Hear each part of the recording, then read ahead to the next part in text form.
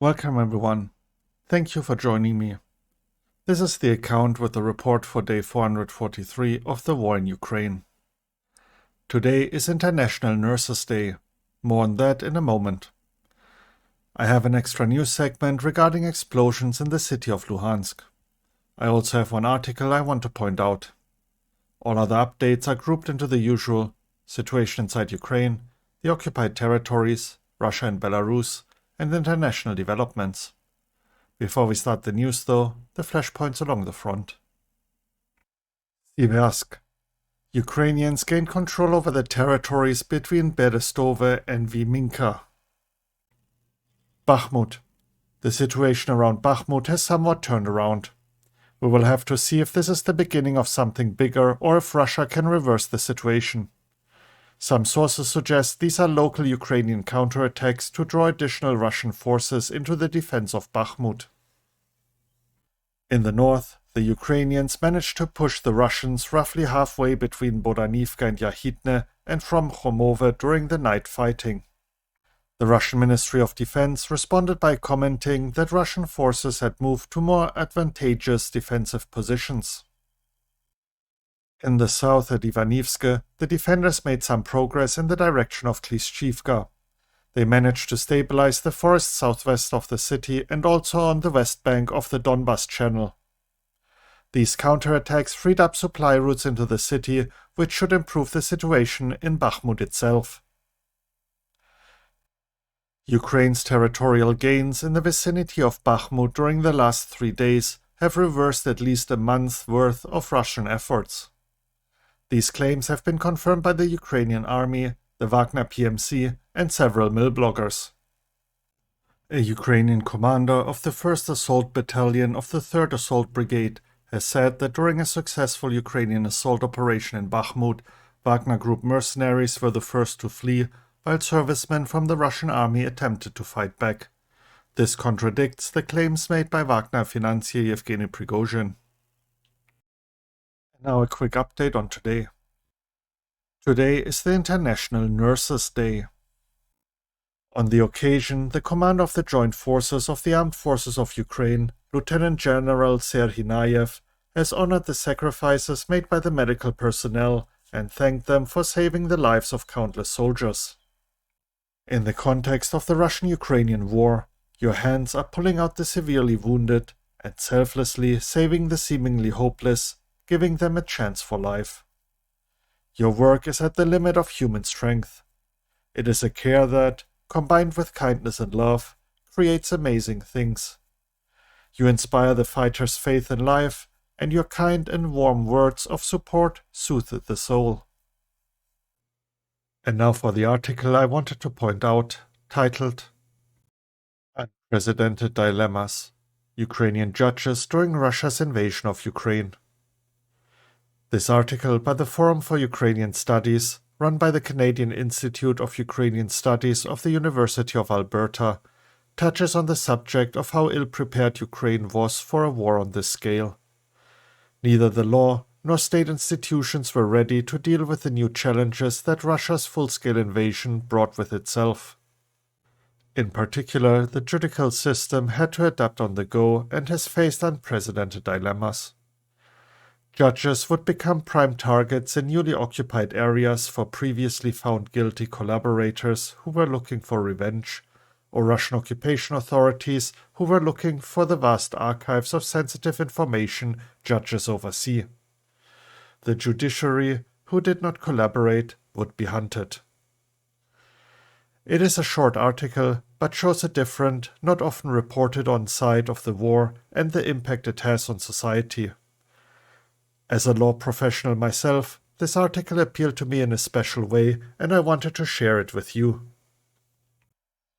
And to start the news segment, the updates on the explosions in Luhansk. Russian news outlets have reported that 2 explosions rocked the occupied city of Luhansk in eastern Ukraine. A column of smoke was seen rising over the city. Videos showing smoke rising hundreds of meters into the sky have been shared across Russian social media. The fire and smoke plume suggest a fuel storage was hit or caught fire in the aftermath. Later, videos showed the destroyed building of the Polypack factory in Luhansk. So far, no casualties have been reported.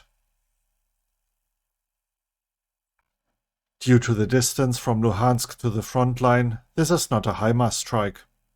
Some suggested it was the debut of the British Storm Shadow.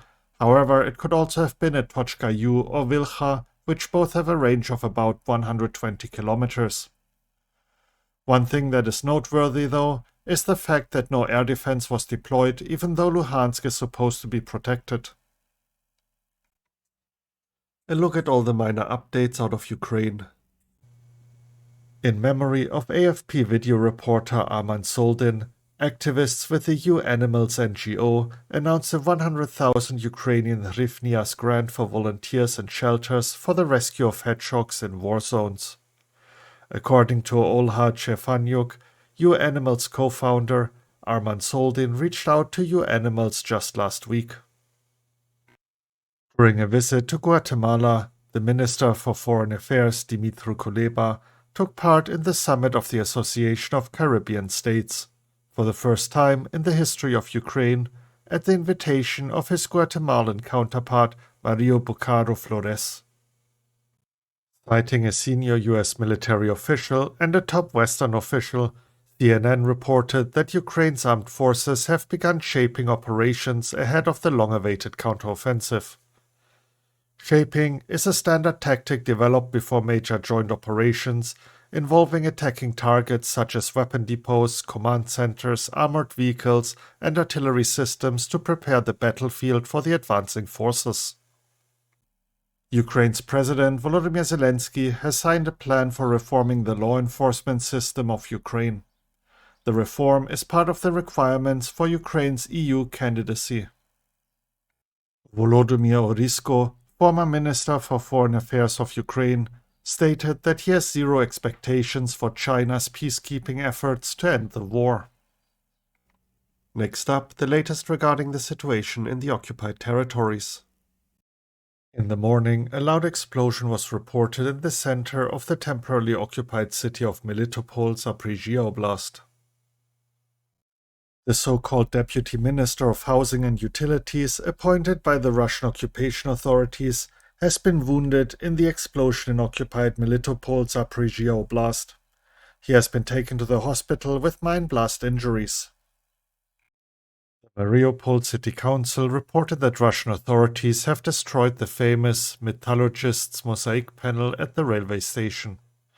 In June 2019, the Metallurgist mosaic was exhibited at the United Nations headquarters in New York as part of the Carved in Smalto exhibition Ukrainian Monumental Art of 1960 to 1980.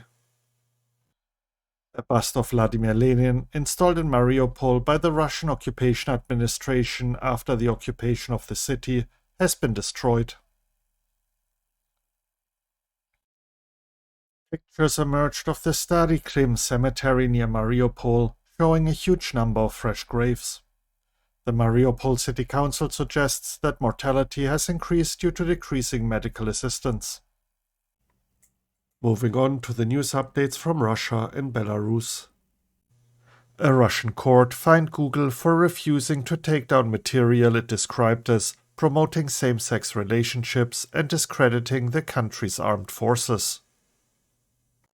Russia currently has 8 warships on combat duty in the Black Sea, none of which are missile carriers. Viktor Sokolov, the commander of the Black Sea Fleet of the Russian Federation, stated that in 2023 the Black Sea Fleet of the Russian Federation would receive an addition of 3 small missile boats of the Karakur series. Each of these can carry 8 caliber cruise missiles. Russian President Vladimir Putin has ordered that his country should be made more attractive financially and socially to stem the tide of Russian emigration that occurred in 2022 due to socio-economic conditions. Since the beginning of May, the president of Belarus has made significantly fewer public appearances. Journalists analyzed Lukashenko's schedule and came to the conclusion that he had almost no public events in May. Currently, Lukashenko has not appeared in public for the 3rd day in a row. And to wrap up the news segment, the international developments. The US Abrams tanks needed to train Ukrainian forces have arrived in Germany ahead of schedule and are en route to the Grafenwöhr army base where training will begin in the next few weeks. Meanwhile, US Secretary of Defense Lloyd Austin expects that a batch of Abrams tanks will be delivered to the armed forces of Ukraine as early as this fall. The Biden administration is looking for opportunities to release the Americans Ivan Gershkovich and Paul Whelan detained in Russia. In order to do this, the United States turned to allied countries in which Russian citizens are detained, being suspected of espionage. Ukraine's foreign minister, Dmytro Kuleba, has reported that South Korea supports Ukraine's peace formula to end the war. The Criminal Investigation Division of the Internal Revenue Service of the US is training Ukrainian investigators to pursue crypto investigations related to sanctioning Russian oligarchs. The foreign ministers of the EU will hold an informal meeting in Stockholm today to discuss, among other things, Russian aggression and support for Ukraine.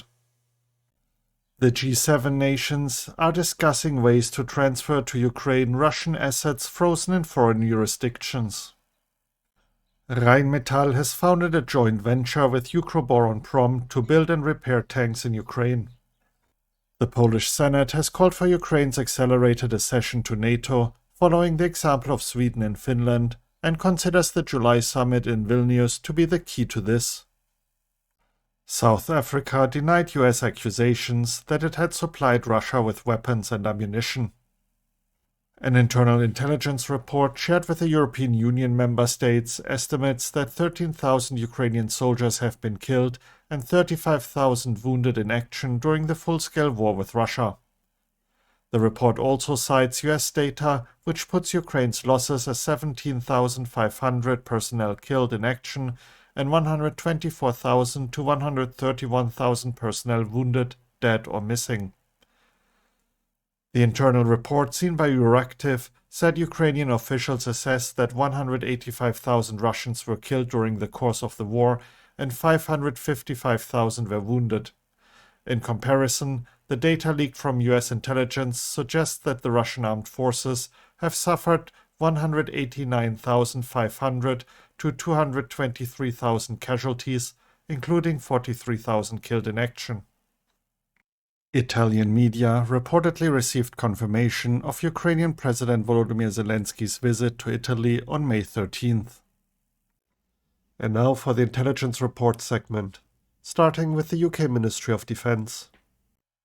On the night of May 8th to 9th, 2023, the Russian Navy's Black Sea Fleet vessels launched 8 SS-N-30A Sagaris land attack cruise missiles, LACMs, against Ukraine. This was only the second use of Russian Navy LACMs reported since March 9, 2023.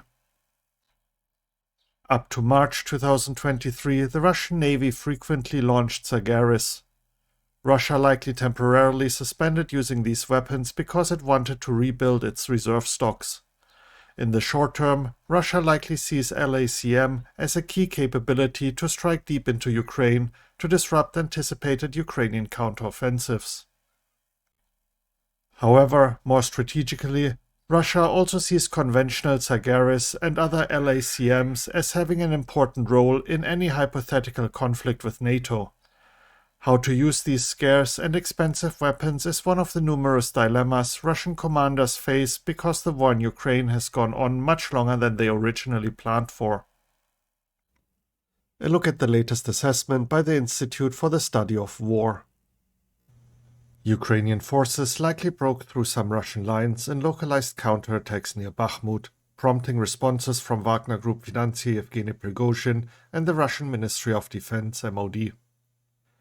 The deployment of low-quality Russian forces on the flanks around Bakhmut suggests that the Russian MOD has largely abandoned the aim of encircling a significant number of Ukrainian forces there. Ukrainian President Volodymyr Zelensky stated that Ukraine needs more time to launch a counteroffensive because it is waiting for the delivery of promised military aid. Kremlin spokesperson Dmitry Peskov contradicted the pre-war Kremlin justifications for the war by asserting that the Russian special military operation began as a conflict between Russia and Ukraine. Unnamed Kremlin sources claim that Wagner Group Yevgeny Prigozhin's recent rhetoric is seriously disturbing the top leadership of Russia. The Russian Ministry of Defense, MOD, denied official Ukrainian and US reports that a Patriot missile defense system shot down a Kinzhal missile on the night of May 4th. Russian occupation authorities seized the Cathedral of the Orthodox Church of Ukraine in Simferopol as oppression of the Ukrainian Orthodox Church continues in Russian-occupied Crimea. And to wrap up the report, the evening update by the General Staff of Ukraine. The enemy continues to concentrate its main efforts on the Liman, Bakhmut, Avdiivka and Marinka directions. In general, during the day, the enemy carried out 36 attacks on the indicated areas of the front. Bakhmut and Marinka remain at the epicenter of hostilities. The enemy continues to advance in the direction of Bakhmut. Continuous fighting continues in the city of Bakhmut. In addition, during the day, the enemy conducted unsuccessful offensive actions in the direction of the settlements of Orikhovo-Vasilivka, Kryhorivka and Stupochki. In the Marinka direction, units of the defense forces repelled numerous enemy attacks in the area of the city of Marinka. In addition to replenishing units that have suffered losses in manpower, the enemy is also forming new units. In the Stavropol territory, on the funds of the Southern Military District, the formation of a separate motorized rifle brigade has begun, which should strengthen the occupation forces operating on the territory of Ukraine. The vast majority of those who signed the contract have no motivation to participate in combat, while the invaders are eager to make money. And with that, the report is finished. Should you be interested in any of the articles, you can find links to them in the description. If you enjoyed the report and found it informative, please consider sharing it with others and giving me a like. Thank you for tuning in and have a great day. You were listening to The Account. Slava Ukraini.